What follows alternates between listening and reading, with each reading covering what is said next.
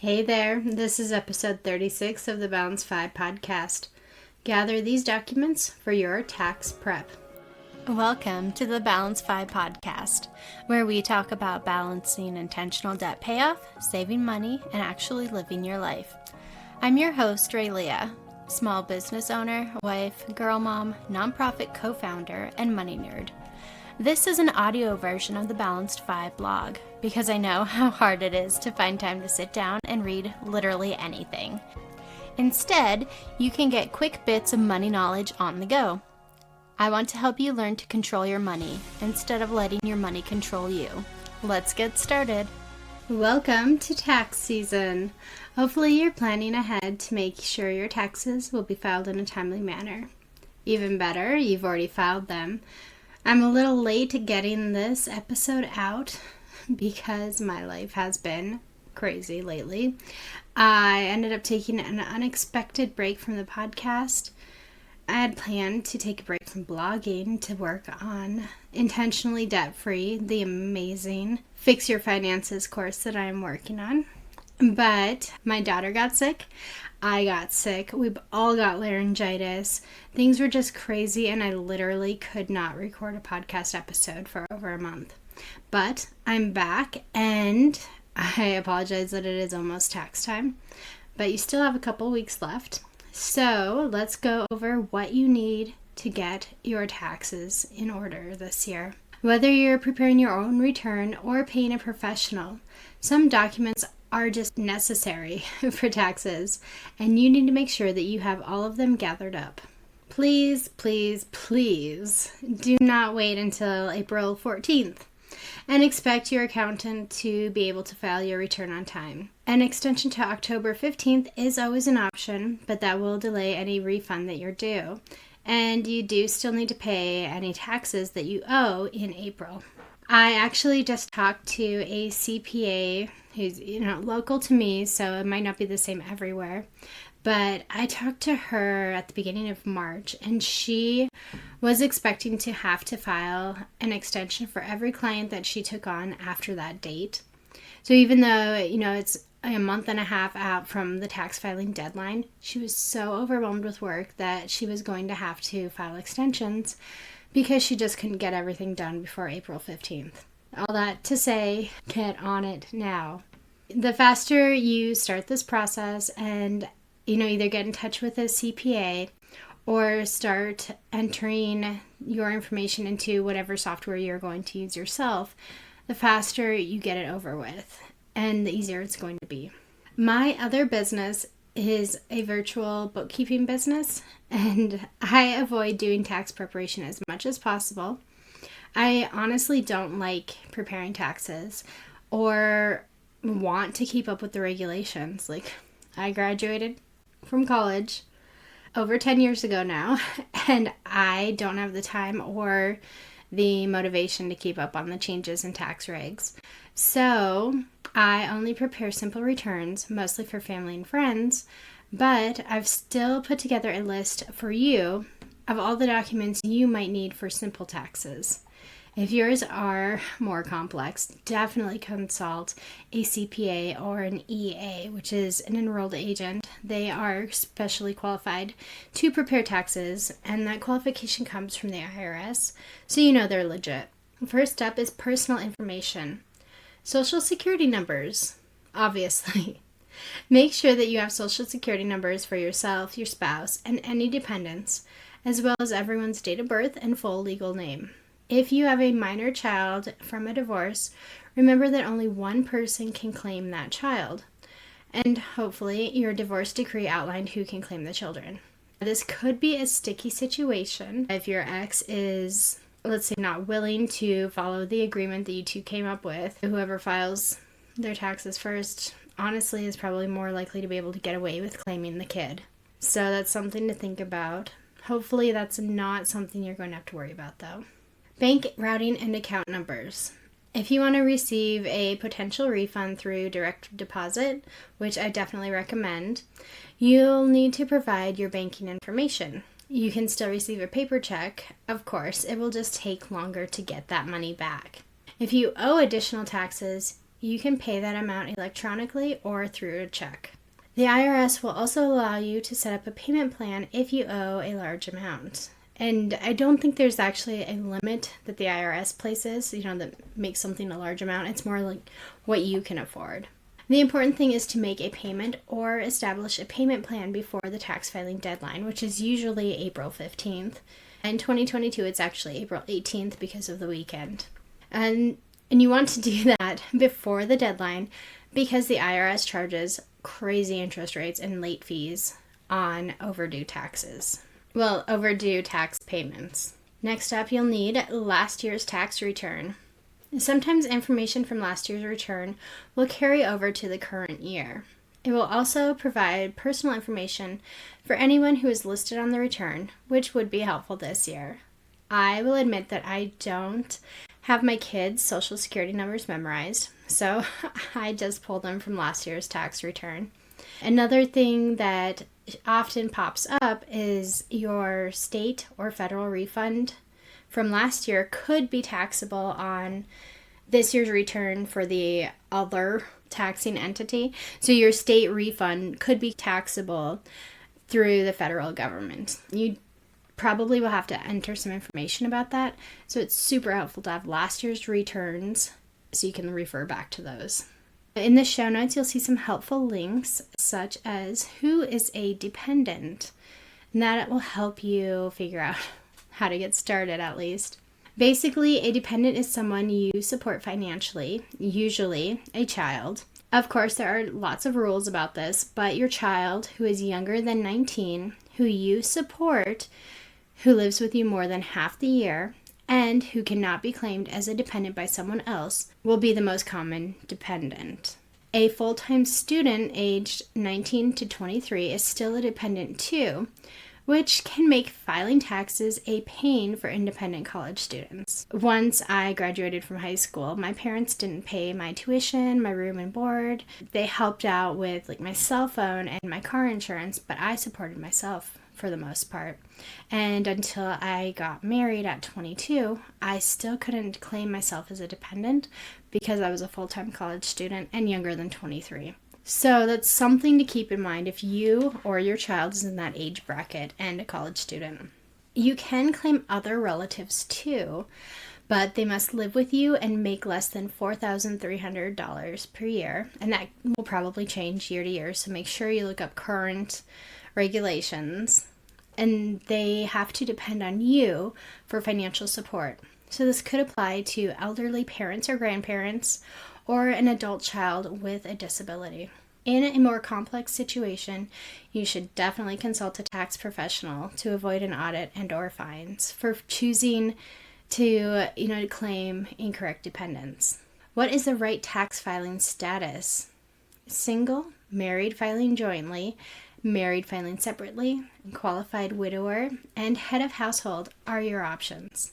Obviously, your status, your relationship status, will determine which you choose. But remember that if you're married, filing jointly gives you access to more advantageous credits when it comes to filing your taxes.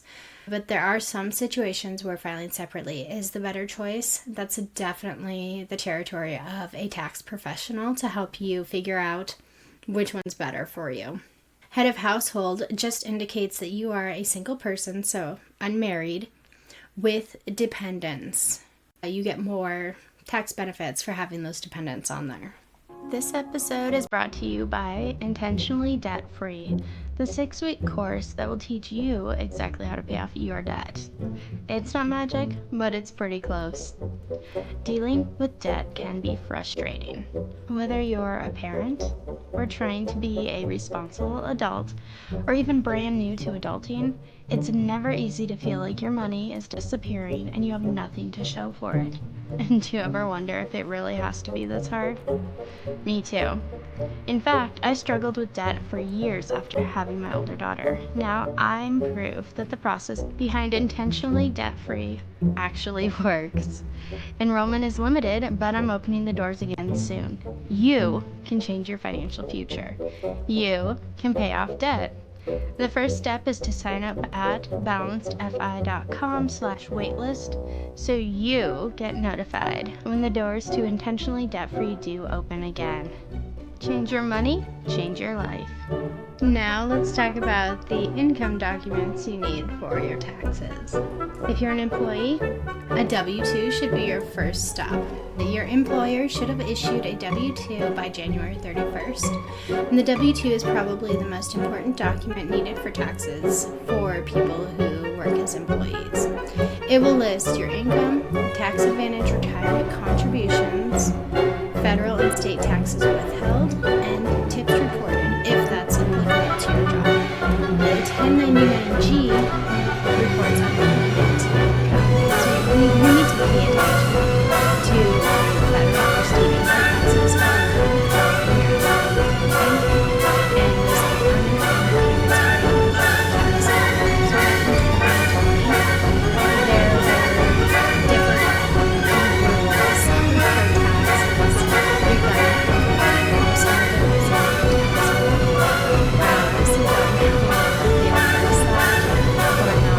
So it's something to look into to make sure that is actually taxed.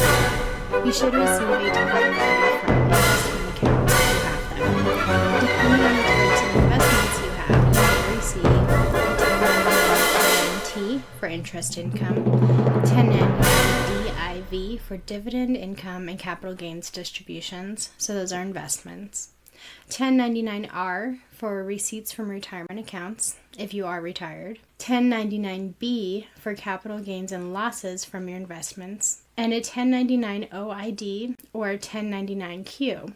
They're less common, but they report other types of income. So basically, if you have any tax document that says 1099 on it, save it. Social Security income. Social Security benefits that you receive are reported on a form to SSA-1099. So you'd also need that. If you didn't get any Social Security benefits paid out to you, don't worry about it. Documents related to deductions and credits. If you are a homeowner, you should get a 1098 showing interest paid on your mortgage, real estate tax information.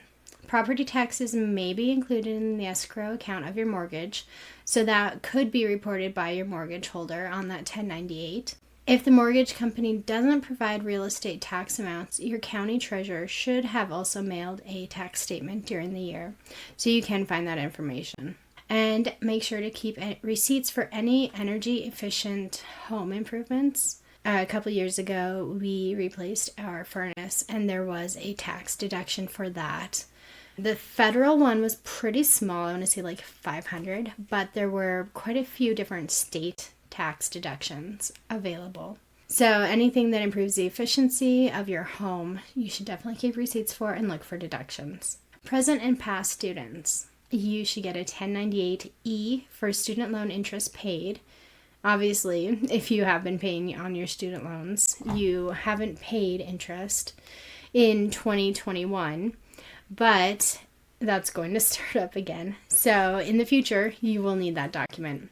If you paid less than $600 in interest for the whole year, you won't get an official tax document, but your lender should provide your interest paid, a statement somehow.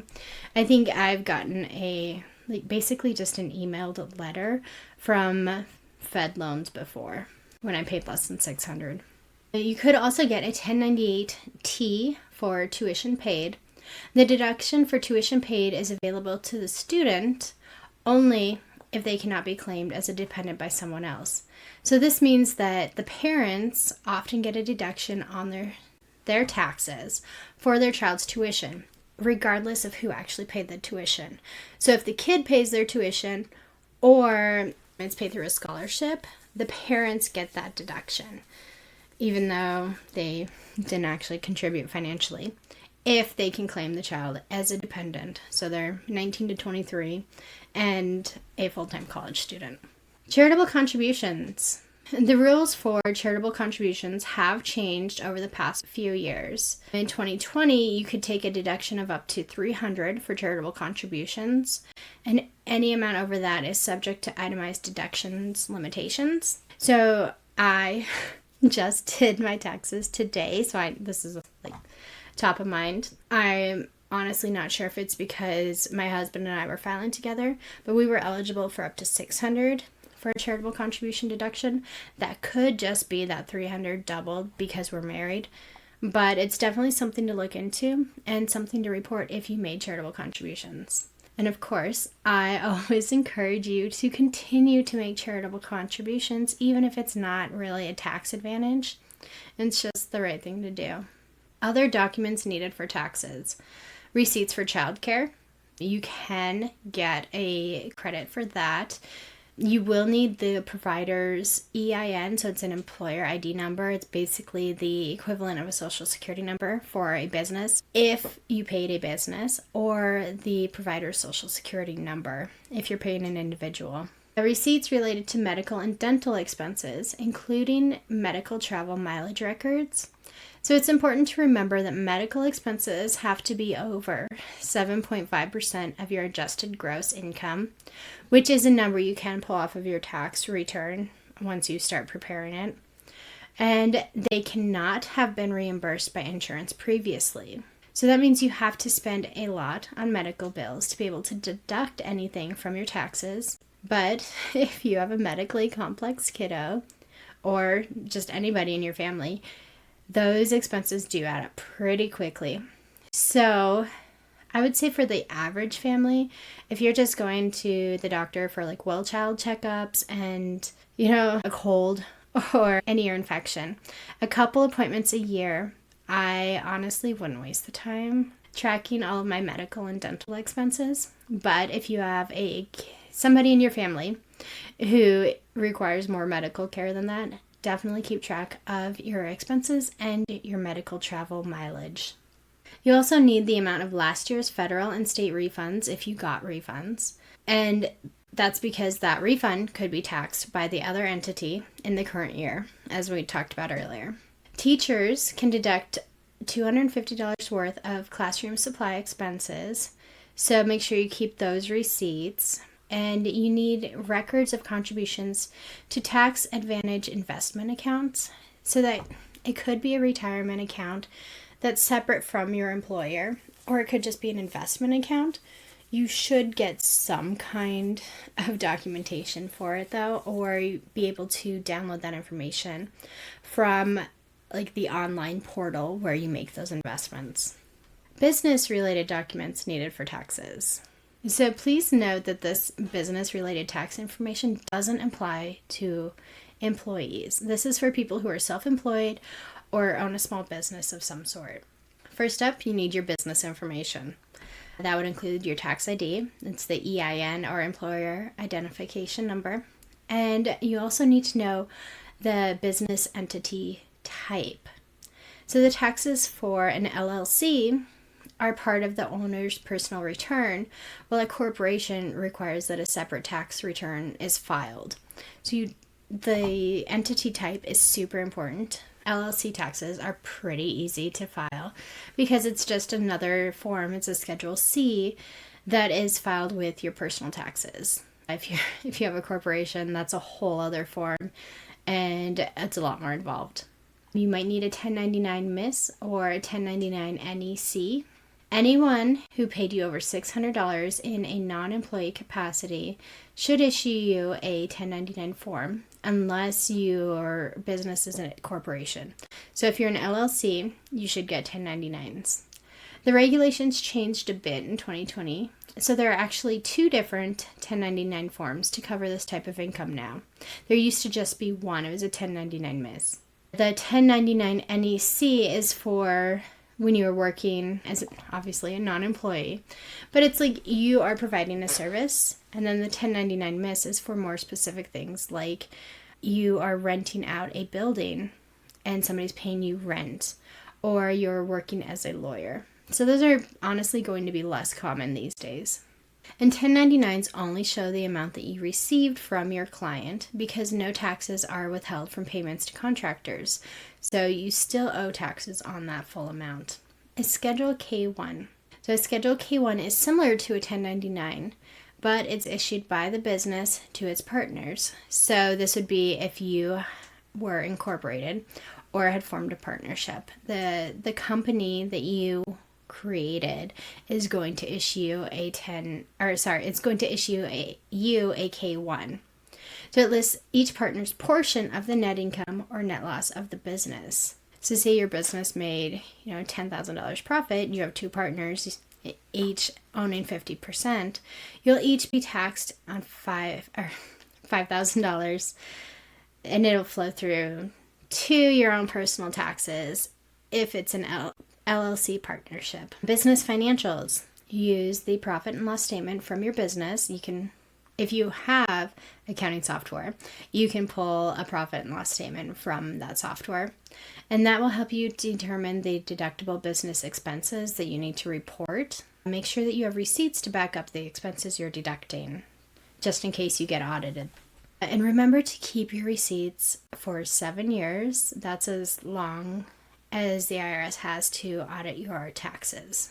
I'm kind of a hoarder though, and I still have my taxes from 2006. So I figured why not hold on to them. Okay, mileage report. If you use your personal vehicle for business purposes, you can deduct a certain amount per mile, and the IRS changes the mileage rate each year. You could also deduct actual expenses, which would be like, your oil change and the amount you spent on gas, but then you have to track all of that and figure out how much is business versus personal. So it's a lot easier to just use the mileage rate that the IRS provides. You do need to track your business miles though. Form 8829 for home office use. So if you use part of your home as an office, you may be able to deduct a portion of some house-related expenses on your business taxes. So this could be a portion of your mortgage or your rent, a portion of your utilities, your internet, electricity, certain improvements to the home, and it's a percentage based on how much of your house is used for your business versus the total square footage of your house. Okay, taxes paid. If you were required to make quarterly income tax payments for your business, you do need to report those on your return because it will reduce how much you still owe when you finish up your return. So say you owe $10,000 for the year, but you've already paid $7,000 quarterly. You only have to pay that last $3,000 when you file your taxes. You also need information about assets and equipment. So you should definitely create a list of your business assets and equipment. I would assume that would be accounted for in your accounting software like QuickBooks, but you could just have a separate spreadsheet too. Update it every year to help determine the depreciation that you can claim. Make sure to include the date of purchase cost, and type of asset. And these are for bigger assets, like I would say over $5,000, so your laptop doesn't count. It's too much work to figure out depreciation on, an $800 laptop. Another tip, look at your net worth. A lot of the information required for tax preparation for personal and for business is included or hinted at on your net worth calculations. So your net worth is basically what you own, your assets, minus what you owe, your liabilities. And hopefully your assets are worth more than your liabilities and you have a positive net worth. That's the goal. Your net worth shows investment accounts that could generate income, dividends, or capital gains or losses. It also lists liabilities that may have deductible interest expense, like your mortgage or student loans, and your retirement contributions. So your retirement account, which is part of your net worth, that could affect your taxes as well.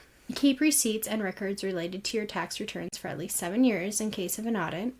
And if you have hesitation about your ability to properly prepare your taxes, I strongly urge you to consult a professional. Don't wing it if your tax situation is complex at all. The tax code is a tricky, changeable document, and it's hard for regular people to keep up with it.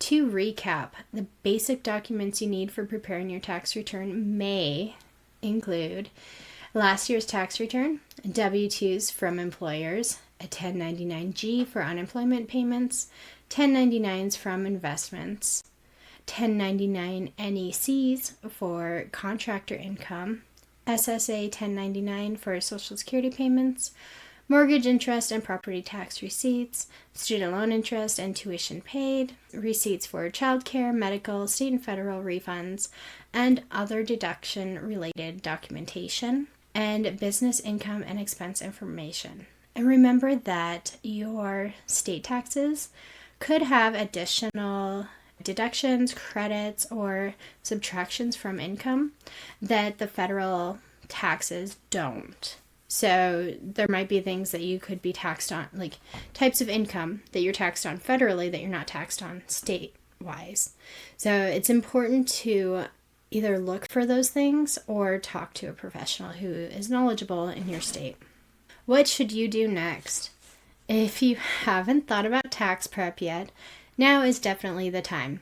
Whether you do your taxes yourself or have a professional do them, having the correct documents is essential, and it will speed up the process if you already have them ready. Use this list to get started, but make sure to pay attention to your own unique tax situation and what it requires. Thank you for listening to this episode. If you enjoy the BalancedFi podcast, I'd be so grateful if you left us a review on iTunes or told a friend. As always, you can head to BalancedFi.com to connect with me and stay in touch. I'm on Facebook, Instagram, Pinterest, and Twitter at BalancedFi. Until next time, stay intentional and look for balance.